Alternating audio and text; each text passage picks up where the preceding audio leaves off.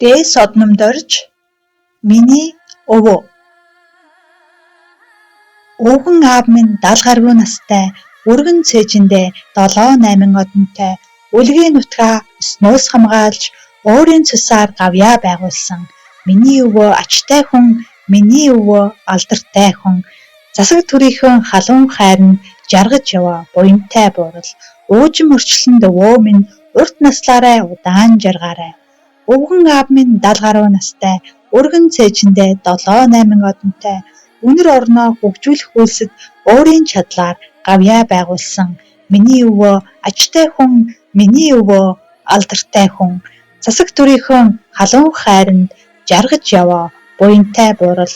Уужим өрчлөнд өвөө минь урт наслаарай удаан жаргаарай. Өвгөн аав минь 70 гаруй настай, өргөн цээжиндээ 7-8 одонтой, өндөр жишээг нь өвлөн залгаад газар дэлхийд гавьяа байгуулъя. Миний өвөө ачтай хүн, миний өвөө алдартай хүн. Засаг төрийнхөө халуун хайранд жаргаж яваа буянтай бууралдаа. Уужим өрчлөнд өвөө минь урт наслаарай удаан жаргаарай. Их сурвалж дээс содномдорж миний тарьсан цэцэг.